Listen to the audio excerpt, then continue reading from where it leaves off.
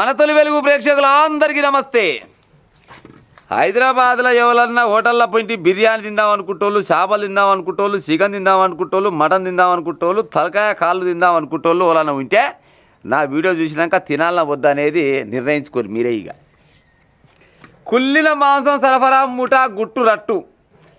బాలాపూర్లో 4 arrest, పరారులో ముఠా యజమాని. ఆడికి పోతుండొచ్చి ఈ ముఠా యజమాని భూమి గుచ్చుకొని పోతాడా, ఆకాశంలోకి అటుకెళ్ళి అటే ఎగిరిపోతాడా?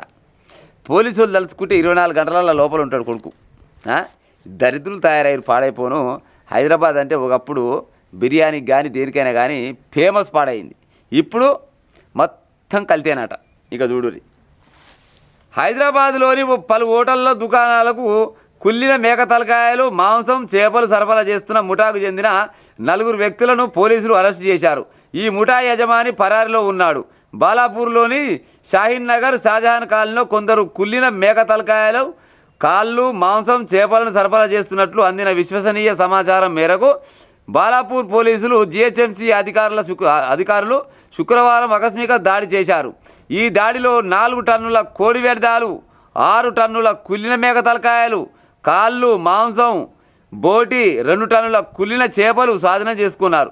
వీటిని సరఫరా చేస్తున్న 4 వ్యక్తులు మొహిద్ ఖాన్ అంట, గులాం ఉస్మానీ, షేక్ మున్నా షైల్ అంట, మహమ్మద్ అజీంలను అరెస్ట్ చేసి విచారించగా వట్టపల్లి వాసి అబ్దుల్ గఫర్ అనే వ్యక్తి 5 ఏళ్లుగా ఇక్కడ షెడ్డు వేసి దందాతో డబ్బులు సంపాదిస్తున్నట్లు తేలింది. పోలీసులు కేసు నమోదు చేసుకున్నారట. కానీ ఇప్పుడు నిజంగా హైదరాబాద్ అంటే బిర్యానీకి చాలా ఫేమస్. హైదరాబాద్ బిర్యానీ అంత కమ్మగా ఏడ ఉండదంట. కానీ ఈ దరిద్రులు తయారయ్యారు.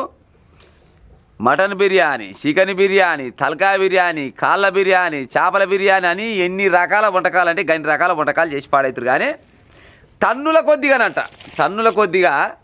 ఇప్పుడు 4 టన్నుల కోడి వ్యర్థాలు దొరికినాయంట, 6 టన్నుల కుళ్ళిన మేక తలకాయలు. తలకాయలే 6 టన్నులు ఉంటే మరి మాంసం ఎన్ని టన్నులు ఉండొచ్చు? ఇక మేక తలకాయలే 6 టన్నులు అంట, మరి మాంసం ఎన్ని టన్నులు ఉండాలి? ఇక అంత గబ్బులు చెప్తాను తలిగిరా పట్నంని. ఇవాళ ఈడంట పరారులో ఉండంట. సజ్జనారు సార్ ఏడ ఉన్నావు కానీ ఈయన పట్టుకుని ఉపాయం చేయి. ఈయన పట్టుకొని ఈయనకి ఒక 10-12 ఏళ్ళు జైల్లో తోలే ఉపాయం చేస్తారా? ఇంకోటి గిసోని పని చేయడు. లేదు ఓనికి యావజీవ కారాగార శిక్ష చేసే ఉపాయం చేస్తారా? ఇంకోటి గిసోని పని చేయడు. మా అమ్మగారికి ఆ పని చేయరు. ఎందుకంటే పట్నంలో దాదాపుగా సరే 100% అనను కానీ ఓ 60-70% మంది వస్తువులు వస్తూనే ఉంటారు. ఆ హోటల్లో పోయి తింటూనే ఉంటారు. తిన్నోళ్ళు తిన్నట్టు గిసోంటి కుళ్ళిపోయినాయి అన్నీ.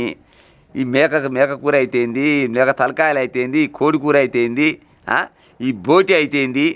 ఓ రోళ్ళ పోయి వచ్చాడు బోటి దొరుకుతుంది. ఆ బోటి అంతా యాడికెళ్ళి వచ్చి పాడవుతుంది. అంతా స్టోరేజ్ చేసిన బోటి పాడవుతుంది. ఆ తలకాయలు కట్టినాయి, కాళ్ళు కట్టినాయి, పురుగులు పడ్డాయి. మొత్తం మంచిగా మళ్ళీ నీళ్ళలో వేసి కాడుగా మంచిగా 12 రకాల కెమికల్ కలపాలి.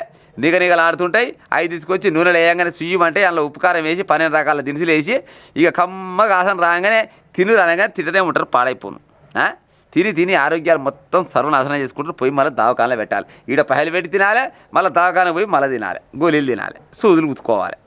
మమ్మగాని ఇసోంటోని ఒక్కనికి ఆయమన్న శిక్ష చేస్తే ఇంకోటికి ఇసోని పని చేస్తేందుకు భయపడతారు. కానీ వీళ్ళు ఆయమన్న శిక్షలే వేయరు.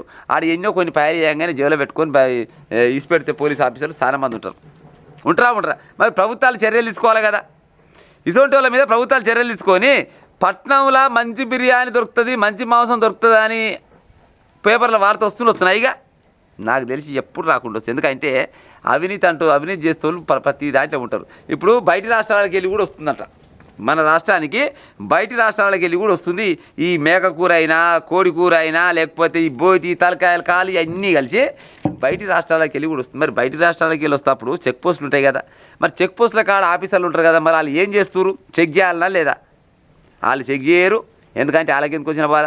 వాళ్ళు ఒక 10,000 రూపాయలు చేతిలో పెట్టిరంటే అమ్ముకోపోరు, ఏమైనా చేసుకోపోరు, ఎటన్నా తలగబెట్టిపోరు, మాకేం సంబంధం అనే కాలం ఉన్నది. కరెక్టు ప్రభుత్వాల నడుపుతోళ్ళు గట్టి నిర్ణయం తీసుకొని ఇసోంటి లుచ్చలోడన్నా దొరికితే వాళ్ళకి లోపల వేసిరియాల. 4 అయితే లోపల వేసిరు కదా. ఈ నలుగురికి ఒక 20 ఏళ్ళు జైలు చేసే ఉపాయం చేయరు.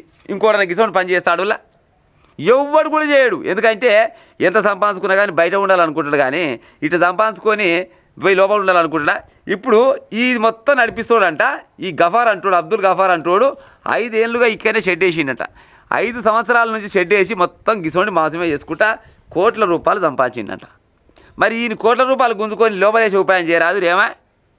ఒక్కరిని వేస్తే ఇంకోడన్నా మారే ఉపాయం ఉంటుంది కదా. కానీ ఒక్కరిని వేసే కాలం లేదు. పరారులో ఉండాలని ఇచ్చారు, కానీ పరారులో ఎన్ని రోజులు ఉంటాడు? వీళ్ళు తలుచుకుంటే రేపు పొద్దుగాల సర్కాల్లో మళ్ళీ దొరికిందని కూడా పేపర్కి వచ్చే అవకాశం ఉంటుంది. వస్తారు పట్టుకుంటారు, కానీ ఎన్ని రోజులు శిక్ష పడుతుంది, దానికి ఎలాంటి శిక్ష పడుతుంది? ఆయనకి ఇంత పైన కట్టి చిచ్చిపెట్టకూర ఆయన్ని. పైన కట్టినాక కూడా కనీసం ఒక 10-15 ఏళ్ళ రోజు 10-15 ఏళ్ళు జైలు వేసే ఉపాయం చేస్తే ఇంకోటి గిసోడు పని చేయడానికి నా ఆలోచన.